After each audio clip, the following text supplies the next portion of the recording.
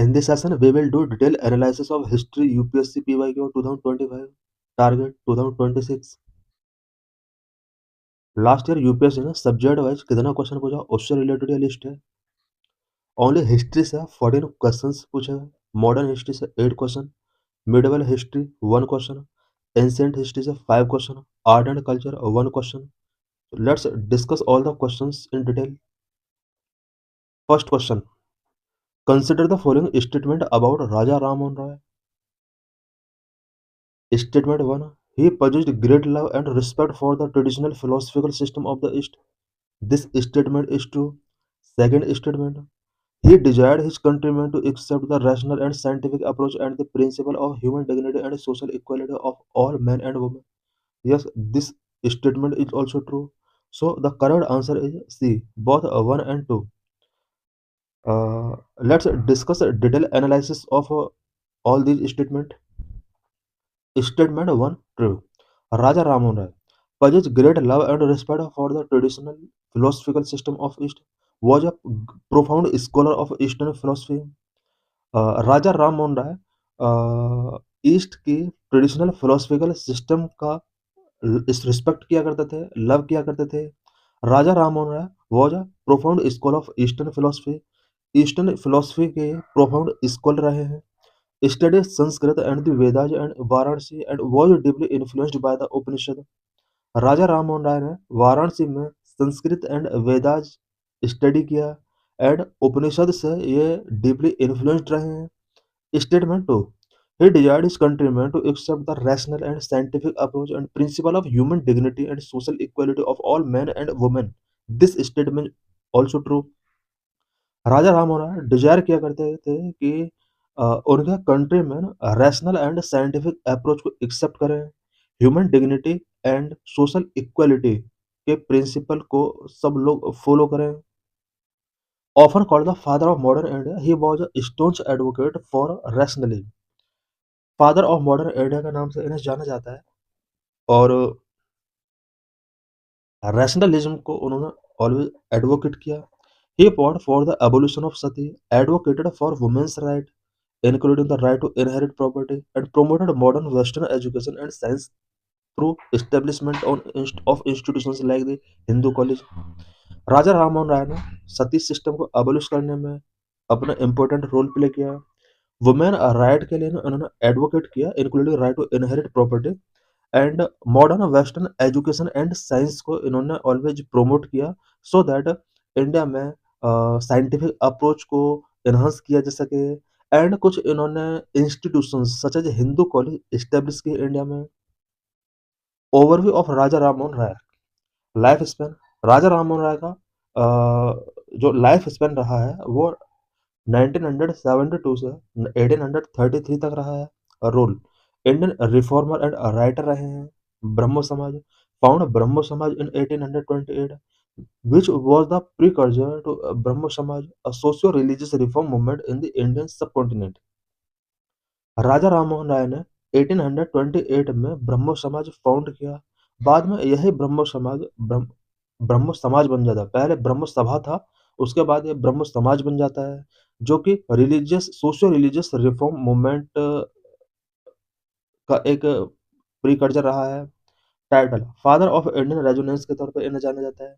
Given the title of Raja by Mughal emperor Akbar second. Mughal emperor Akbar second के द्वारा राजा राममोहन राय को राजा टाइटल गिवन किया गया।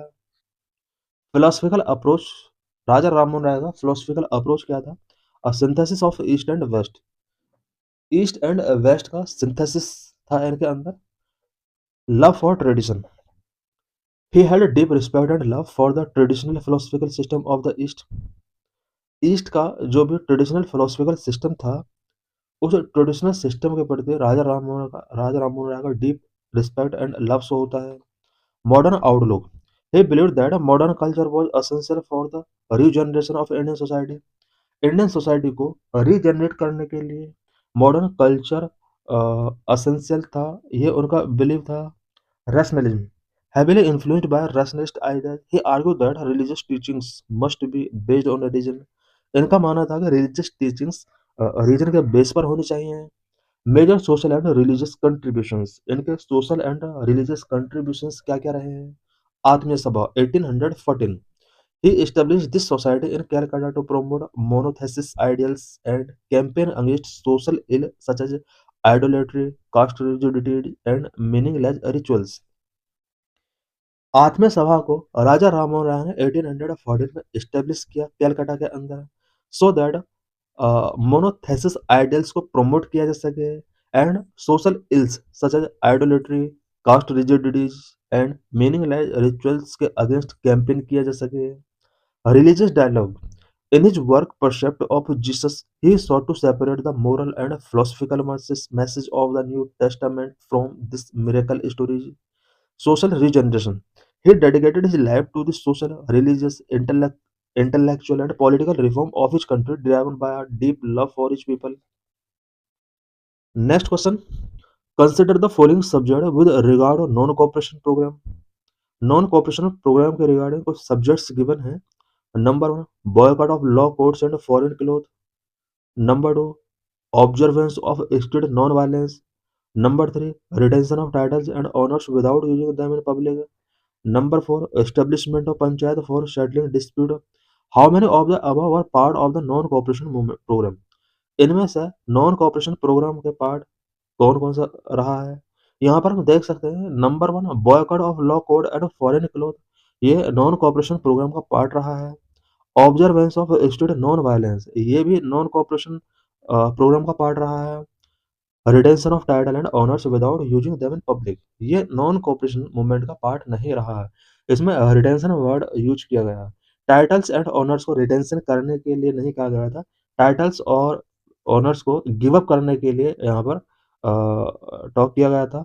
Number 4, establishment of panchayat for settling disputes, disputes को सेटल करने के लिए पंचायत एस्टेब्लिश करने का भी इस प्रोग्राम के अंदर मेंशन किया गया था। इन सभी पार्ट में से ओनली थर्ड पार्ट रॉन्ग है, बाकी 1 टू 4 पार्ट सही है। So correct answer is only 3। तो let's discuss the detail analysis of this question. Non cooperation movement NCM launch by Gandhi ji in 1920 during British rule, 1920 में लॉन्च किया गया था। Primary cause buildup of grievances and disillusionment among the Indian population, Indian population में grievance and disillusionment build हो रहा था। The immediate cause were Rowlatt अटैक, brutal Jallianwala Bagh massacre, ये नॉन कॉपरेशन मूवमेंट के इमीडिएट कॉज थे। Official approval and endorsement, non cooperation movement का official approval कब इसको गिवन किया गया है? Calcutta session. Non cooperation Indian National Congress approved the movement during special session in Calcutta in सितंबर 1920। 1920 का इंडियन नेशनल कांग्रेस का जो सेशन होता है वो कैलकाटा में होता है, और यहीं पर इंडियन नेशनल कांग्रेस ने नॉन कॉपरेशन मूवमेंट को अप्रूवल गिवन किया। Nagpur session letter formally endorsed at the Nagpur session of Congress in December 1920। Same year 1920 में कांग्रेस का अदर सेशन 19 नागपुर में होता है, और यहाँ पर नॉन कॉपरेशन मूवमेंट को फॉर्मली एंडोर्स किया गया। The programme of the non cooperation movement were unfolded in stages. Non cooperation movement के जो भी प्रोग्राम थे इन्हें स्टेज वाइज ओपन किया गया। कुछ programme such as surrender of title and honorary positions, hence option 3 is not correct. Resignation of members from the local bodies, boycott of foreign goods, courts, government functions and legal practices, government schools and colleges and elections held in accordance with the provision of the 1919 Act। ये कुछ programme थे जो कि non cooperation movement के अंदर mention किए गए थे। एट मीन्स इसके अंदर ये भी मेंशन किया गया था कि 1919 एक्ट के प्रोविजन के अकॉर्डिंग ही इलेक्शन होने चाहिए, and government school and college को भी एस्टेब्लिश किया जाना चाहिए। Hence option 1 is correct. Thousands of volunteers went from house to house trying to persuade people of the importance of adopting स्वदेशी। स्वदेशी का क्या इम्पोर्टेंस है इसको अंडरस्टैंड कराने के लिए पीपल कुछ volunteers house to house move कर रहे थे, सो दैट पीपल को परsuade किया जा सके। The foreign made clothing was gathered and set ablaze, Boycott of Lady Council. The boycott movement against liquor and toddy shops. A national school, colleges, and private panchayat court were established. Kasi Vidyapit, Bihar Vidyapit, and Jamia Millia Islamia were established. Hence, option 4 is correct. ये सब non cooperation movement के programme थे. Popularizing Swadeshi goods and khadi. It marked the first time the INC, Indian National Congress, appealed directly to the masses, leading to a significant increase in membership.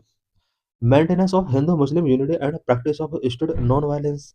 Promotion of charkha and khadi and jail bharo andolan by Congress volunteers. Tilak Swaraj Fund was announced by the Gandhi, which aimed at collecting rupees 1 crore to aid constructive work. Tilak Swaraj fund यहाँ पर announce किया जाता है और इसका main target constructive work के लिए 1 crore rupees collect करना था. Next question. Consider the following statement in respect of the non cooperation movement. Statement 1. The Congress declared the attainment of swaraj by all legitimate and peaceful means to be its objective. This statement is true. Statement second.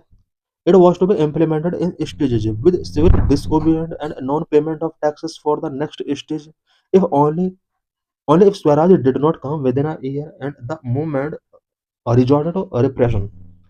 Statement 2 is correct. So correct answer is C, both 1 and 2. Let's discuss the detail of this question. In December 1920, at a regular annual session of Congress at Nagpur, resolution of a non-cooperation movement was adopted officially. दिसंबर 1920 में कांग्रेस का annual session admin Nagpur में session होता है जिसको we Raghavachari के द्वारा preside over किया गया था. यहाँ पर नॉन कॉपरेशन मूवमेंट को अडॉप्ट करने के लिए रेजोल्यूशन पास किया जाता है. Also Gandhi ji declared that, Gandhi ji ने भी यहाँ पर कुछ डिक्लेरेशन गिवन किया. If within a year swaraj is not achieved और if the government resorted to suppression of the revolt, then civil disobedience movement along with non payment of taxes would be launched.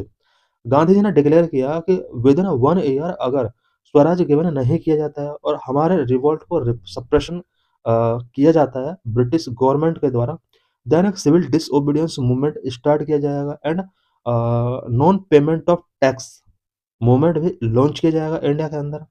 Also the government has to take a back Rowlatt Act and should adopt a lenient and sympathetic attitude toward the people of Turkey and restore the position of Sultan of Turkey. Gandhi ji ने declare किया कि Rowlatt act को भी taken back करना होगा government को and Turkey के people को उन्हें अ, वो स्टेटस गिवन करना होगा जो उन्होंने टेक आउट किया है. इट मीन सिंपैथेटिक एटीट्यूड उनके प्रति फॉलो करना होगा. टर्की में सुल्तान की पोजीशन को रीस्टोर करना होगा. ये सब जो डिक्लेरेशन थे वो गांधी जी के थे 1920 के इंडियन नेशनल कांग्रेस के सेशन के during. The NCM was marred by Hindu-Muslim unity, popularization of charkha and khadi, participation by lawyers, government servants, students, etc., who stopped their cooperation with the government either by giving up their practice, leaving schools and colleges, leaving their services. The women started to picket liquor shop, etc. ये सब non cooperation movement के अंदर कुछ programme थे. Hence both the statement are correct. यहाँ पर हम देख सकते हैं कि नॉन कॉपरेशन मूवमेंट से related 2 question last year UPSC ने प्रीलिम्स में पूछा था. Next question. Sedition has become a religion was the famous statement given by Gandhi ji at the time of publicly violating salt law at Dandi. Sedition has become a religion, ये statement Gandhi ji ने Dandi march के during दिया था. Let's discuss the explanation of this question. The civil disobedience movement was started by Gandhi on 12th March 1930 with his famous Dandi March. Civil disobedience movement Gandhi ji ने famous Dandi march के during 12th मार्च 1930 में start किया. With 78 followers Gandhi walked nearly 375 kilometres from Sabarmati Ashram to Dandi. Dandi was village on the Gujarat sea coast. Gandhi ji 78 followers के साथ साबरमती आश्रम से दांडी तक 375 kilometre का डिस्टेंस कवर करते हैं. दांडी गुजरात सी कोस्ट पर एक विलेज है movement have deeply impacted the people, इस मूवमेंट ने पीपल को डीपली इम्पैक्ट किया। Hundreds of village officers on his route resigned their job. Dandi march के रूट में हंड्रेड ऑफ विलेजेस ऑफिसर्स ने अपने जॉब से रिजाइन किया। On 6th April Gandhi ji reached Dandi, pick up handful of salt and broke the salt law as a symbol of Indian people's refusal to live under British made laws and under British rule। Dandi पहुंचकर गांधी जी ने salt law violet किया और ये show किया कि Indian people अब British made law के under live नहीं कर सकते। इट मीन्स ब्रिटिश रूल के अंडर वो लॉन्ग टाइम तक लिव नहीं कर सकते। Gandhi ji declared the British rule in India has brought about moral, material, cultural and spiritual ruination of this great country। I regard this rule as a curse। I am out to destroy this system of government। Sedition has become a religion। Ours is a non-violence battle। We are not to kill anybody, but it is our dharma to see that the curse of this government is blotted out।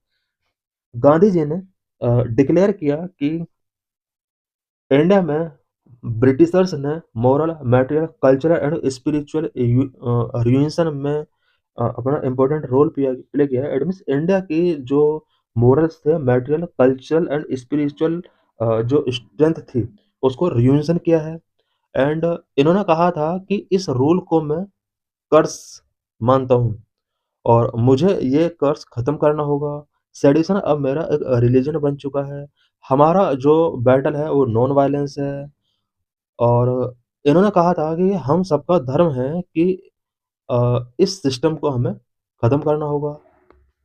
Next question, who provided legal defence to the people arrested in the aftermath of the Chauri Chaura incident.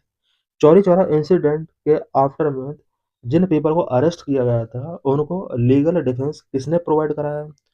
Madan Mohan Malaviya and Krishnakant. Answer B, Madan Mohan Malaviya and Krishnakant ने Chauri Chaura incident के दौरान जो Indians arrest किए गए थे उनको protect करने के लिए लीगल सपोर्ट प्रोवाइड कराया। So let's discuss the detail of this question। Chauri Chaura incident was the decisive turning point that led to the sudden end of the non-cooperation movement। Chauri Chaura incident एक ऐसा incident था जिसने non cooperation movement को suddenly end कर दिया। Date and location, the incident occurred on 4 February 1922 at Chauri Chaura in the Gorakhpur district of united province. Chauri Chaura incident 4 फरवरी 1922 में हुआ था। यूनाइटेड प्रोविंस जो कि मॉडर्न यूपी है, यूनाइटेड प्रोविंस के गोरखपुर डिस्ट्रिक्ट में चौरी चौरा प्लेस पर ये इंसिडेंट हुआ 4 फरवरी 1922 में। The conflict, a large group of protesters participating in the non-cooperation movement clashed with local people। a large group of protesters non cooperation movement में participate कर रहे थे। लोकल पुलिस का साथ इनका क्लैश हो जाता है। The protesters had originally gathered picket a liquor shop and protest high food prices. Liquor shop का पिकेट करने के लिए एंड हाई फूड प्राइसेस का अगेंस्ट प्रोटेस्ट करने के लिए ये प्रोटेस्टर्स यहाँ पर गैदर हुए थे और लोकल पुलिस के साथ क्लैश हो जाता है। Violence and retaliation, after police opened fire and killed 3 civilians, the anger mob retaliated by attacking the police station। 3 civilians का डेथ होता है बिकॉज पुलिस ने ओपन फायर किया। एंगर मोब रिटेलिएशन के तौर पर पुलिस स्टेशन पर अटैक करती है। They set the building on fire, building को वो आग लगा देते हैं, resulting in the death of 22 to 23 policemen who were trapped inside. Result के तौर पर 22 to 23 पुलिसमैन का डेथ हो जाता है। Immediate trigger, the clash was preceded by a police crackdown on volunteers including the severe beating of Bhagwan Ahir a former soldier. Chauri Chaura incident का जो immediate cause रहा है वो अ, पुलिस के द्वारा एक वॉलंटियर्स के साथ क्लैश होना रहा है बिकॉज एक फॉर्मर सोल्जर भगवान अहिर को पुलिस बीटिंग कर देती है। इम्पैक्ट ऑन फ्रीडम स्ट्रगल, इसका फ्रीडम स्ट्रगल पर क्या इम्पैक्ट पड़ता है? Withdrawal of a non cooperation movement, Chauri Chaura incident की वजह से नॉन कॉपरेशन मूवमेंट को विड्रॉ करना होता है। Deeply disturb by the violence, Gandhi formally suspend the non cooperation movement on 12 February 1922। Chauri Chaura incident 4 फरवरी 1922 में होता है।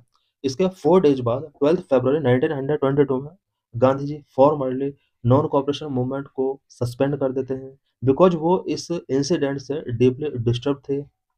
Gandhi's personal penance. Following the incident, Gandhiji went on a 5-day fast as a mark of atonement for the violence. इस incident से गांधी जी इतना ज़्यादा disturb थे कि इस इंसिडेंट को कंपेंसेट करने के लिए गांधी जी ने सिर्फ 5 डे फास्ट रखा सो दैट वायलेंस के एंटोनमेंट को इंश्योर किया जा सके। पॉलिटिकल कंसिक्वेंस इसके क्या रहे? Legal repression. The British government prosecuted 225 people, 175 were initially sentenced to death, though ultimately 19 were hanged. Chauri Chaura incident का पॉलिटिकली क्या कंसिक्वेंस हुआ? जो फर्स्ट कंसिक्वेंस था वो लीगल रिप्रेशन था। अबाउट 225 पीपल को प्रोसिक्यूट किया गया, 175 were initially sentence to death and 17 were hanged. Internal divisions, many leaders including Motilal Nehru and C.R. Das were disappointed by sudden withdrawal of non-cooperation movement, eventually leading to formation of Swaraj Party।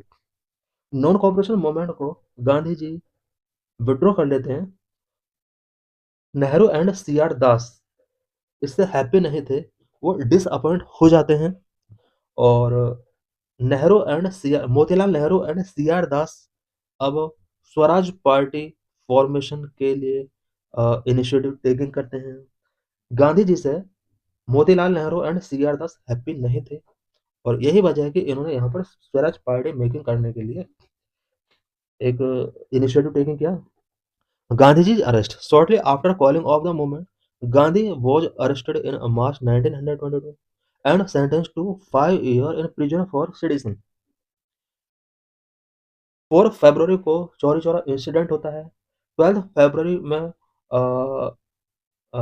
Gandhi ji non cooperation movement को withdraw कर लेते हैं and next month मार्च 1922 में गांधी जी को arrest कर लिया जाता है और 6 ईयर का इन्हें प्रिजनमेंट गिवन किया जाता है। सेडिशन चार्ज इनके ऊपर इम्पुट किए जाते हैं। Next question, subsequent to which one of the following event Gandhi ji who consistently oppose untouchability and appealed for its eradication from all spheres decided to include the upliftment of Harijans in his political and social program। किस event के during Gandhi ji Harijans को अपने political and social programme में upliftment करने के लिए include करते हैं? The Poona pact. Correct answer is Poona pact. तो यहाँ पर हम देख सकते हैं कि लास्ट जो क्वेश्चन रहा है वो चौरी चौरा इंसिडेंट से रहा है एंड नॉन कोऑपरेशन मूवमेंट से रिलेटेड है। नेक्स्ट क्वेश्चन जो रहा है वो गांधी जी से रहा है, पूना पैक्ट से रहा है। तो let's discuss the detail of this question. About Poona pact, year of signing September 24, 1932। September 24, 1932 में पूना पैक्ट साइन किया गया। Signatories, compromise agreement between Mahatma Gandhi and Ambedkar. Poona pact Mahatma Gandhi and Ambedkar के बिटवीन एक कॉम्प्रोमाइज एग्रीमेंट था। Purpose to resolve the issue of separate electorate for the deprived class. Deprived classes के लिए separate electorate से related issue को रिजॉल्व करने के लिए साइन किया गया था। Joint electorate, under the pact the deprived class agreed to be part of a joint electorate of Hindus instead of having separate electorate. इस पैक्ट के अंदर डिप्राइव्ड क्लास हिंदूज के साथ जॉइंट इलेक्टोरेट का पार्ट बनने के लिए एग्री हो जाते हैं instead of having separate electorate. Encourage in seat in exchange for giving up separate electorate the number of reserve seat for the deprived classes in provincial legislature was significantly increased. Separate electorate का offer ये cancel कर देते हैं और exchange में ये agreement taken किया जाता है कि प्रोविंशियल लेजिस्लेचर्स में डिप्राइव्ड क्लासेस के लिए number of reserve seat increase की जाए। Introduction of Harijan, after this pact Gandhi ji began calling the untouchable Harijan to promote social dignity। इस पैक्ट के बाद गांधी जी ने अनटचेबल पीपल को हरिजन कहना स्टार्ट किया सो दैट इनके सोशल डिग्निटी को प्रमोट किया जा सके। Harijan means children of God. Organisational shift, Gandhi found the anti untouchable league in September 1932। सितंबर में ही अ, अ, पूना पैक्ट होता है और सितंबर में ही Gandhi ji anti untouchability league form करते हैं, which was later renamed Harijan Sevak Sangh. बाद में इसको ही हरिजन सेवक संघ के साथ रिनेम किया गया। Media in 1933 Gandhi renamed his weekly newspaper from Young India to Harijan to focus on the campaign against untouchability. 1933 में गांधी जी ने अपना वीकली न्यूज़पेपर यंग इंडिया से हरिजन नेम गिवन किया सो दैट अनटचेबिलिटी के अगेंस्ट कैंपेन पर focus किया जा सके। Next question, consider the following fruits papaya, pineapple, guava. How many of the above were introduced in India by the Portuguese in the 16th and 17th century? इनमें से कौन कौन से फ्रूट्स हैं जो कि 16th एंड 17th सेंचुरी में पोर्तुगीज के द्वारा इंडिया में इंट्रोड्यूस किए गए? ये तीनों ही फ्रूट हैं जिनको इंट्रोड्यूस किया गया पोर्तुगीज के द्वारा। Let's discuss the detail of this question. Papaya, papaya is native to tropical America, especially southern Mexico and central America. Papaya tropical America का नेटिव है, especially southern Mexico and central America में पाया जाता है।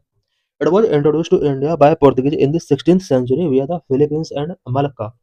16th century में इस fruit को पोर्तुगीज के द्वारा इंडिया में इंट्रोड्यूस किया गया via Philippines and Malacca. Pineapple, pineapple is native to South America, especially the region between southern Brazil and Paraguay. Pineapple especially South America का नेटिव है, सदर्न ब्राजील एंड पराग्वे में ये पाया जाता था। Historical record indicate that the Portuguese introduced it to India around 1548। 1548 के around pineapple को India में इंट्रोड्यूस किया गया। Guava, guava is native to central America and Mexico. Central America and Mexico से गुआवा इंडिया में आया। It was brought to India by Portuguese during the early 17th century. Early 17th century में guava को भी India में Portuguese ने introduce किया। Portuguese were responsible for a significant botanical revolution in India. India में significant botanical revolution के लिए Portuguese responsible रहे हैं। In addition to this fruits they also introduce other essential crop such as cashew इन्होंने introduce किया India में, tobacco इन्होंने introduce किया, रेड चिल्लीज इंट्रोड्यूस किया, टमाटो, पोटैटो, मैजे सब इन्होंने ही इंडिया में इंट्रोड्यूस किया। Next question, who among the following was the founder of self respect movement? Self respect movement के फाउंडर कौन रहे हैं? पेरियार ईवी रामास्वामी नायक यही इस मूवमेंट के फाउंडर रहे हैं। So correct answer is E. Let's discuss the detail of this question. Self respect movement was a significant socio political movement in South India. Self respect movement South India का एक significant socio political movement रहा है।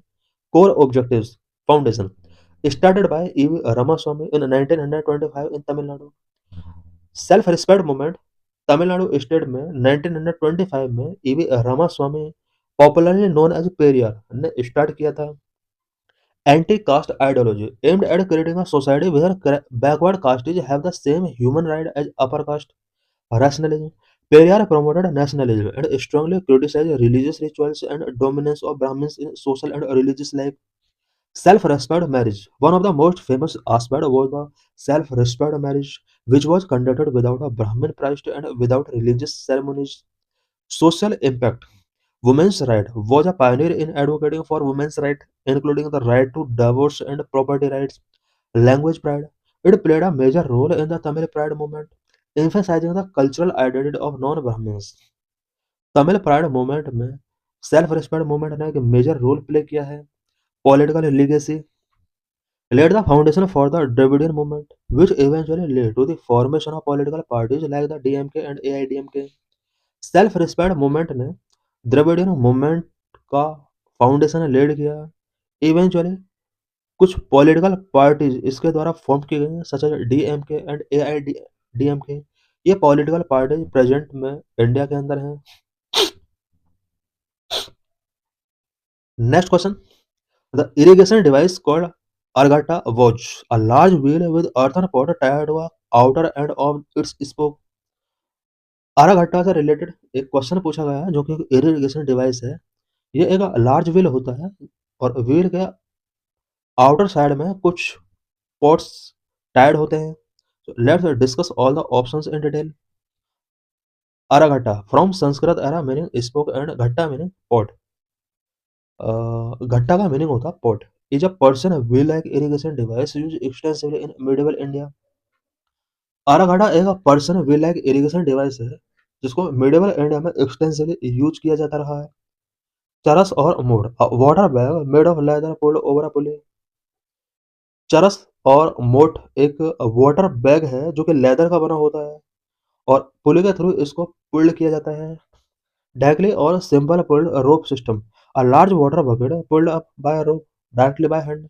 Directly और simple पुली रोप system ये एक water bucket है जिसको hand से रोप के थ्रू पुल्ड किया जाता है.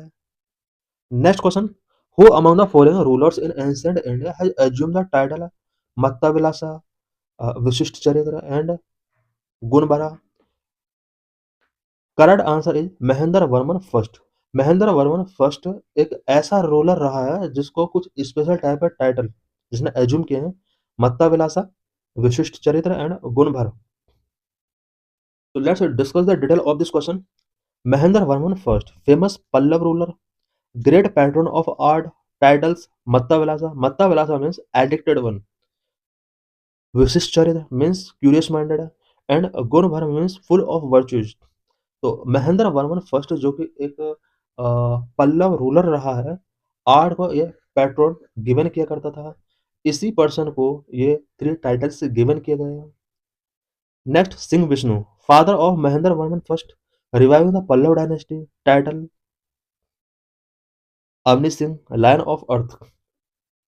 सिंह विष्णु महेंद्र वर्मन फर्स्ट का फादर होता है. पल्लव डायनेस्टी को इसने रिवाइव किया. सिंह विष्णु को भी अ, अवनी सिंह का टाइटल गिवन किया गया. Avani Simha means lion of the earth. Narasimha Varman first son of Mahendra Varman first ये महेंद्र वर्मन फर्स्ट का बेटा होता है और इसको भी टाइटल गिवन किया Vatapi Konda conqueror of Vatapi after defeating Chalukya. Narasimha Varman first को वादापि कोंडा के नाम से जाना जाता है. Next Simha Varman earlier Pallava king और माइनर रूलर ये भी पल्लव किंग या माइनर रूलर रहा है but none are associated with the specific combination of title mentioned. Next question. Fahian, the Chinese pilgrim traveled to India during the reign of Chandragupta second. Fahien ने Chandragupta second के ruling के during India में travel किया. So let's discuss all the options in detail. Samudragupta known as the Napoleon of India Samudragupta को Napoleon of India के नाम से जानते हैं. Expanded the Gupta empire significantly Gupta empire को इसने सिग्निफिकेंटली एक्सपेंड किया. No major Chinese traveller visited India specifically during the reign of Samudragupta. Samudragupta के ड्यूरिंग कोई चाइनीज ट्रेवल इंडिया में नहीं आया है. समुद्रगुप्त का जो रूल रहा है वो 335 टू 375 सीई तक रहा है. Next Chandragupta second. Fahien visited India during the reign of Chandragupta second also known as Vikramaditya to collect Buddhist scriptures and visit holy sites. Chandragupta second which is also known as Vikramaditya इसके रूल के ड्यूरिंग फाहियान ने Buddhist scriptures को collect करने के लिए and holy sites पर visit करने के लिए इंडिया विजिट किया. He travel to India between 399 to 414 CE. 399 से 414 टाइम पीरियड के ड्यूरिंग इसने इंडिया में विजिट किया. Kumar Gupta first son of Chandragupta first ये चंद्रगुप्त सेकंड का सन था. Found the Nalanda university but Fahian travel preceded his reign. Kumar Gupta first जो कि चंद्रगुप्त सेकंड का सन था. नालंदा यूनिवर्सिटी इसी ने फाउंड की. फाहियान जो इंडिया में ट्रेवल किया वो इसके टाइम पीरियड से पहले का इंसिडेंट है. नेक्स्ट स्कंद गुप्त लास्ट गुप्ता रूलर. स्कंद गुप्त लास्ट गुप्ता रूलर रहा है defending the empire against the Huns but this was long after Fahian's visit. Skanda Gupta ने अपने गुप्ता एम्पायर को हुन्स से डिफेंड किया है. गुप्ता डायनेस्टी में कितने किंग रहे हैं. Number 1 Srigupta founder of Gupta dynasty. Number 2 Ghatotkacha. Number 3 Chandragupta first. Number 4 Samudragupta. Number 5 Chandragupta second. Number 6 Kumaragupta. ये इंपॉर्टेंट रूलर रहे हैं गुप्त डायनेस्टी के. Comparison of major Chinese travel, कौन कौन सा चाइनीज ट्रेवलर ने इंडिया ट्रेवल किया और किस किंग का यहाँ पर रोल था? फाहियान। फाहियान जब आया था इंडिया में, चंद्रगुप्त सेकंड रूलर था, और फाहियान का जो आने का मेन ऑब्जेक्टिव था to collect Buddhist scriptures, Buddhist scriptures को कलेक्ट करना इसका मेन ऑब्जेक्टिव था। नेक्स्ट हुएनसंग, हुएनसंग हर्षवर्धन के रेन में आया था to study at Nalanda and gathered Buddhist text. Hiuen Tsang का आने का जो मेन ऑब्जेक्टिव था, पर्पस था, वो नालंदा यूनिवर्सिटी में स्टडी करने के लिए आया था एंड बुद्धिस्ट टेक्स्ट को ये गैदर करने आया था। अ, नालंदा यूनिवर्सिटी का जो इस्टेब्लिशमेंट किया है वो कुमार गुप्त फर्स्ट के द्वारा किया गया है। थर्ड ट्रेवलर इत्सिंग, इत्सिंग जो आया है वो 7th सेंचुरी में आया है। It means post Gupta period है, गुप्ता पीरियड का बाद आया। गुप्ता पीरियड में जो आए हैं मेनली काहयान और ह्वेनसांग आए हैं, इससे गुप्ता पीरियड का बाद आया to study Buddhist practices, Buddhist practices को ये स्टडी करने के लिए आया था। Next question, with reference to ancient India consider the following pairs. 600 to 322 BC से रिलेटेड इंसिडेंट है और इन पेयर्स के बारे में कंसीडर करना। Territorial region, river flowing in the region. Asmaka, Asmaka के आसपास कौन सी रिवर फ्लो होती है? Godavari. Yes, this pair is correct. Second, Kamboj Vipas, no, this is wrong. Avanti Mahanadi, Kaushal Saryu, yes, Kaushal के आसपास सरयू रिवर थी। So correct answer is B. Let's discuss the detail of this question. Asmak Godavari, correct match. Asmak was the only mahajanapada located in the south, situated on the bank of the river Godavari. असमक एक ऐसा महाजनपद था only जो south India में situated था and river Godavari के bank पर यह सिचुएटेड था। Kamboj Vipas, incorrect match. Located in far north west modern day Afghanistan and Pakistan region. Kamboj north west में लोकेटेड था, present day Afghanistan and Pakistan region में लोकेटेड था। Kamboj was historically associated with Indus river system and its tributaries. Kamboja historically Indus river के bank पर situated था, जबकि question में जो लिखा हुआ विपस रिवर लिखा हुआ है, this is wrong. The Vipas river is in Punjab region which was more closely associated with the Kuru और गांधार रीजन। विपस रिवर जो है वो पंजाब रीजन में आता है और ये जो रिवर के आसपास जो महाजनपद हुआ करता था वो कुरु और गांधार रीजन हुआ करता था। इट मीन्स कुरुक्षेत्र वाला जो रीजन है इसके आसपास विपस रिवर हुआ करते थे। Avanti Mahanadi, incorrect match. Avanti Mahanadi river के आसपास नहीं था। Avanti was centred around Ujjain in central India Malwa. Central India में स्पेशली मालवा रीजन के आसपास उज्जैन के चारों तरफ अवंती हुआ करता था। Its primary river was Shipra और बेत्रावती, नॉट द महानदी। अवंती के आसपास जो रिवर हुआ करते थे वो सिप्रा और बेत्रावती हुआ करते थे, जिसको आज बेतवा रिवर के नाम से भी जानते हैं। महानदी इसके आसपास नहीं थी, so this pair is incorrect. Kaushal Saryu, correct man. Located on Saryu river, Ayodhya is located on the bank. Kaushal Saryu river के बैंक पर सिचुएटेड है, अयोध्या भी यहीं सिचुएटेड है। कैपिटल एट श्रावस्ती, कौशल की जो कैपिटल हुआ करती थी वो श्रावस्ती हुआ करती थी। Next question, Ashokan inscriptions suggest that the Pradeshika, Rajuka, and Yukta were important officers at district level administration. Ashokan inscription suggest करती है कि प्रादेशिका, राजुका एंड युक्ता ये इंपॉर्टेंट ऑफिसर्स थे, बट ये किस एडमिनिस्ट्रेशन का अंडर हुआ करता था? डिस्ट्रिक्ट लेवल एडमिनिस्ट्रेशन का ये पार्ट थे। सो let's discuss the detail of this question. This question referred to the administrative hierarchy established during the Mauryan Empire as prescribed in King Ashoka's Major Rock Edict. Explanation of option: village level administration. Mauryan empire के दौरान village level administration क्या था? Village administration was handled by gramika, gram vriddhas. Village level administration gramika और ग्राम वृद्धाज के द्वारा handle किया जाता था। Gramika means village head and assisted by gram vriddha. Gram vriddha means village elders. District level administration क्या था?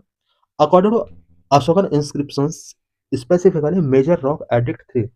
Three officers were responsible for the administration of the district.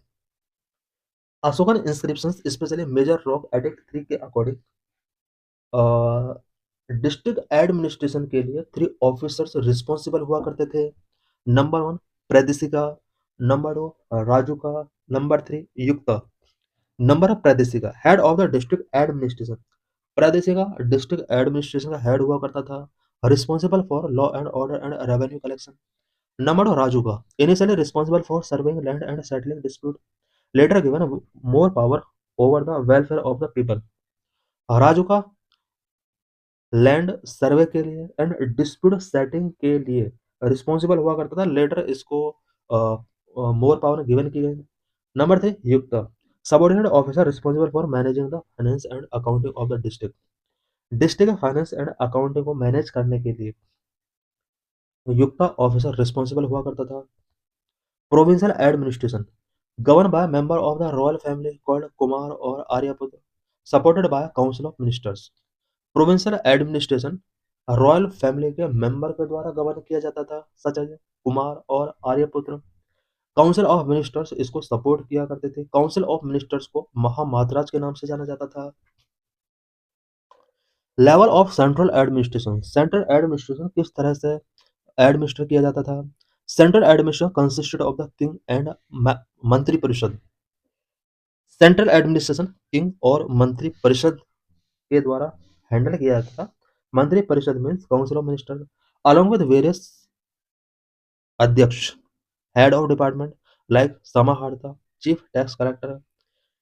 King को यहाँ पर कुछ वेरियस अध्यक्ष सच समाहर्ता जो कि चीफ टैक्स कलेक्टर हुआ करता था, इनके द्वारा इसको असिस्ट किया जाता था।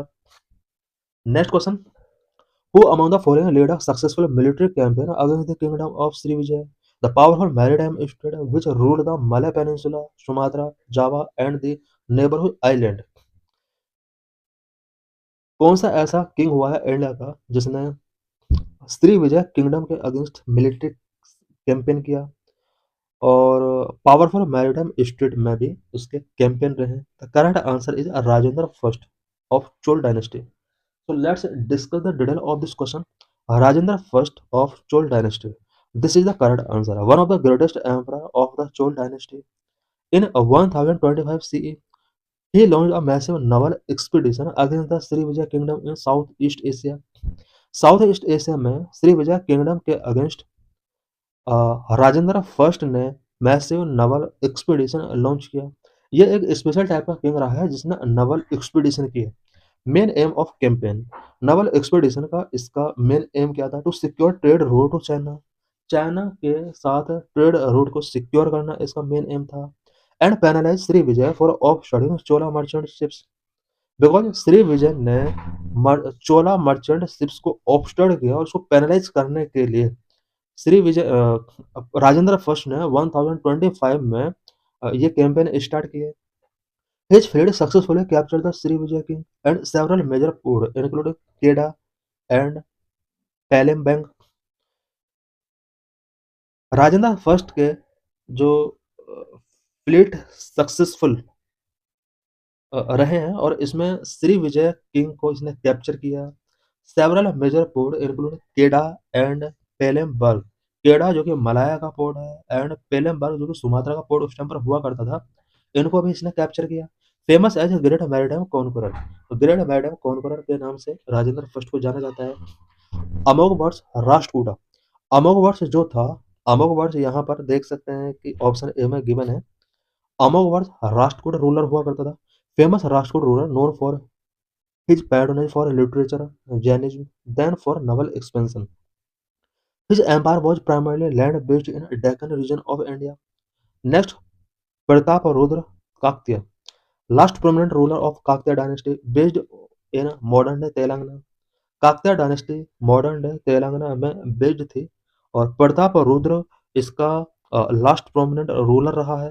His rain was focused on defending his kingdom against the invasion of the Delhi सल्तनत rather than over overseas maritime campaign.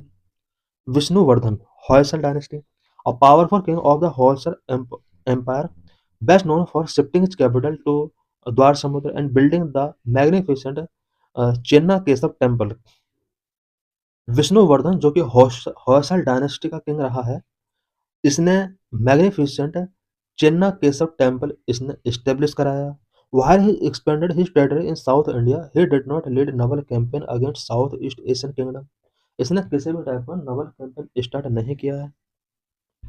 Next question, the famous female figurine known as dancing girl found at Mohenjo-daro is made up of bronze. The correct answer is C. Let's discuss the detail of this question. The dancing girl of Mohenjo-daro. This question related to one of the most famous artifacts from the Indus Valley civilization, carnelian, semi precious carnelian।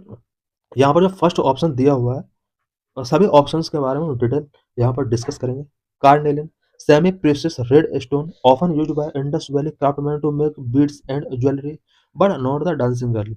Carnelian एक semi precious red stone है जो कि Indus valley craftsman के द्वारा beads and jewellery making करने के लिए use किया जाता रहा है, बट डांसिंग गर्ल इससे नहीं मेकिंग किए किले। while many terracotta figurines were made of clay in Mohenjodaro. Mohenjodaro में टेरिकोटा फिगरेंस जो ज्यादातर बनी होती थी वो किले के द्वारा बनी होती थी। Bronze, the dancing girl is a 4500 year old statue made of bronze using the lost wax casting technique so casting the advanced metallurgical skill of civilisation. Dancing girl जो कि 4500 ईयर ओल्ड स्टैट्यूट है, bronze का use करके इसको बनाया गया है, और जो ब्रोंज बनाया गया है वो लॉस्ट वैक्स कास्टिंग टेक्निक के थ्रू बनाया गया है। इंडस सिविलाइजेशन की ये एडवांस्ड मेटलर्जिकल स्किल को शो करती है। Gold, gold ornament were found in the Indus valley, but statues of this scale and detail were typically not made of solid gold. Gold ornament भी Indus valley में find out किए गए हैं।